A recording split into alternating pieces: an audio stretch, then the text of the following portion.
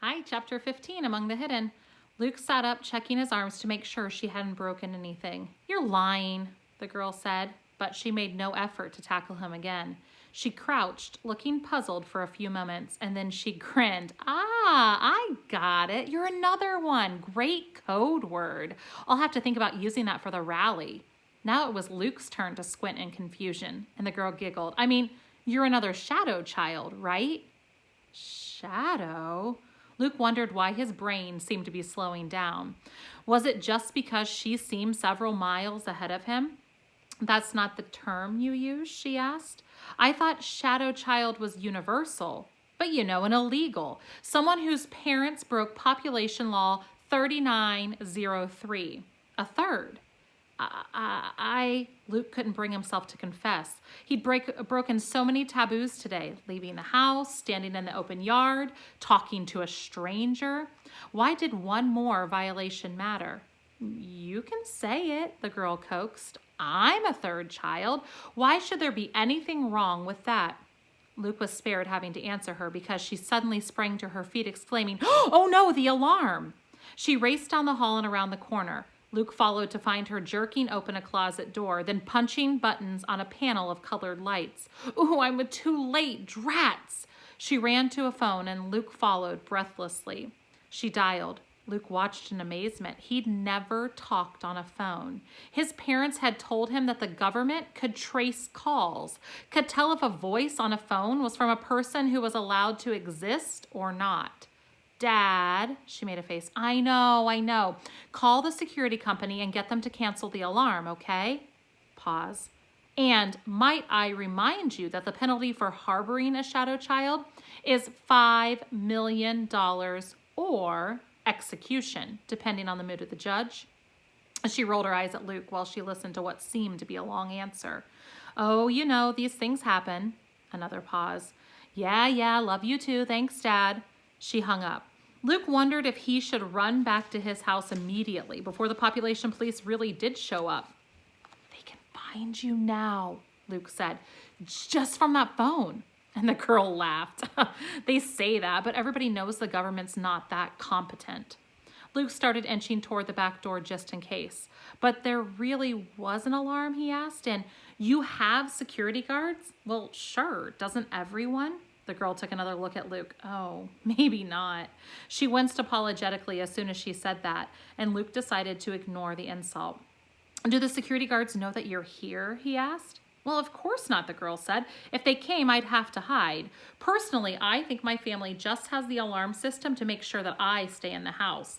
They don't know that I can disable it. But, she gave him an evil grin, I set it off sometimes just for fun. That's fun? Luke asked. He thought that another third child would understand him, would be just like him. And this girl? She wasn't. Aren't you scared that the guards might find you? Well, not really, the girl shrugged. And see, doing it on purpose every now and then, it helped us today. My dad didn't really even ask why the system needed to be stopped. He just thought it was me making trouble again. In a twisted way, she kind of made sense. But trying to figure everything out made Luke's head hurt. He glanced towards the door. If he could just get safely home, he would never complain about being bored again. Here, he felt as baffled as Alice in Wonderland from one of the old books in the attic. Or he remembered something he'd read in a nature book. Maybe he was like the prey of a snake that hypnotized its victims before it ate them. He didn't think the girl would hurt him, but she might keep him confused and fascinated until the population police or the security guards or someone else arrived. And the girl saw where he was looking. Am I scaring you? She asked. Shadow kids can be so jumpy. You're safe, How about if we start over? Would you care for a seat? What's your name anyways? Luke told her. Nice to meet you, the girl said, shaking his hand in a way that made him feel like she was kind of making fun of him. Then she led him to sit down on the couch in the room that he'd first entered. She perched beside him. I'm Jen. Really, it's Jennifer Rose Talbot. But do I look like a Jennifer? She shook her head and spread out her arms as if Luke should understand something from her rumpled sweatshirt and messy hair. Luke frowned. I don't know, he said. I don't know any Jennifers. I just know Matthew and Mark and Mother and Dad.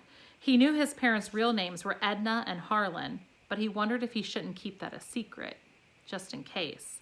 probably he shouldn't have even mentioned Matthew and Mark, but he was surprised into it, thinking suddenly about how there was a world full of people outside his house and a world full of different names that he'd never even heard of. The girl said. Then I have to explain. Jennifer's supposed to be like really girly and prissy, so the joke's on my mom. She wanted some frilly little girl that she could put in lacy dresses and sit in the corner like a doll. She paused. Are Matthew and Mark your older brothers? And Luke nodded. So you've never met anyone outside of your family? Luke shook his head no. Jen felt so amazed, and he felt that he had to defend himself. And you have? He said to Jen with almost the same taunting voice that he sometimes used with Mark. Well, yeah, she said. But you're a third child too, Luke protested. A shadow child, right? He suddenly felt like it might be easy to cry if he let himself. All his life, he'd been told that he couldn't do everything Matthew and Mark did because he was a third child. But if Jen could go about freely, it didn't make sense. Had his parents lied to him? Don't you have to hide, he asked. Well, sure, Jen said, mostly. But my parents are really good at bribery, and so am I, she grinned wickedly. Then she squinted at Luke. How did you know that I was the third child? How did you know I was here? Luke told her.